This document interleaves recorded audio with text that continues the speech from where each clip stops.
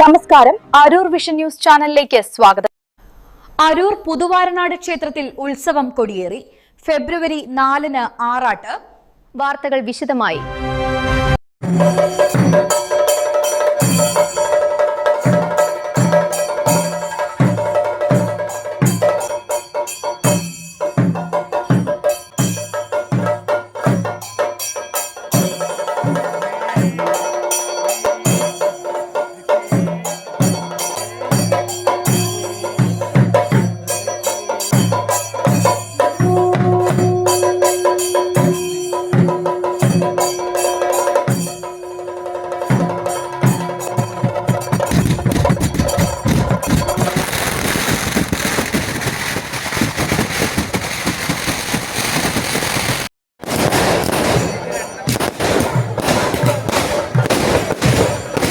അരൂർ പുതുവാരനാട് ദേവീക്ഷേത്രത്തിൽ തിരുവുത്സവത്തിന് കൊടിയേറ്റു.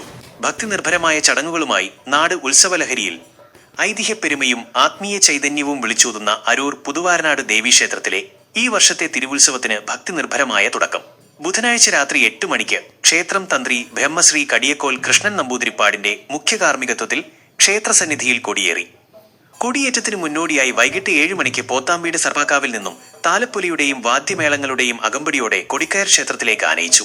വരും ദിവസങ്ങളിൽ വൈവിധ്യമാർന്ന താന്ത്രിക ചടങ്ങുകളും കലാപരിപാടികളും ക്ഷേത്രമുറ്റത്തരങ്ങേറും. ആനയൂട്ടും പകൽപൂരവും. ഫെബ്രുവരി 3-ന് ഉത്സവത്തിലെ പ്രധാന ആകർഷണമായ ഗജവീരന്മാരുടെ സ്വീകരണം ഫെബ്രുവരി 3 ചൊവ്വാഴ്ച നടക്കും. രാവിലെ 8 മണിക്ക് ഇല്ലത്ത് ജംഗ്ഷനിൽ നിന്നും ശിങ്കാരിമേളത്തിന്റെയും കാവടിയുടെയും അകമ്പടിയോടെ പ്രശസ്ത ഗജവീരൻ പല്ലാട്ട് ബ്രഹ്മദത്തനും മറ്റ് 4 ആനകൾക്കും സ്വീകരണം നൽകും.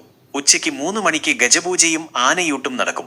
തുടർന്ന് വൈകിട്ട് 4 മണിക്ക് 50-ൽ പരം കലാകാരന്മാർ അണിനിരക്കുന്ന മേജർ സെറ്റ് പഞ്ചവാദ്യത്തോടും ചെണ്ടമേളത്തോടും കൂടി പകൽപൂരം കാഴ്ചശ്രീബലി നടക്കും. കലാവിരുന്നുകൾ. ഉത്സവ നാളുകളിൽ പ്രവീൺ ഭാരതി, മാസ്റ്റർ NS ഹരികൃഷ്ണൻ എന്നിവരുടെ സംഗീത കച്ചേരികൾ, അരൂർ നൃത്തജ്യോതിയുടെ നൃത്തനൃത്യങ്ങൾ, സോപാനം സ്കൂൾ ഓഫ് മ്യൂസിക്കിന്റെ ഭക്തിഗാനമേള എന്നിവ അരങ്ങേറും.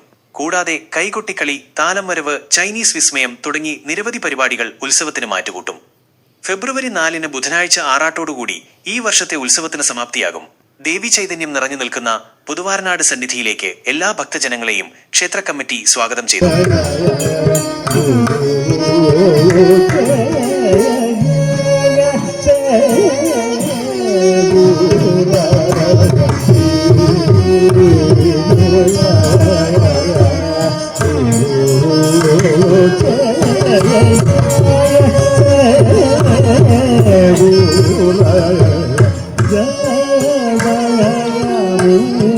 Jaya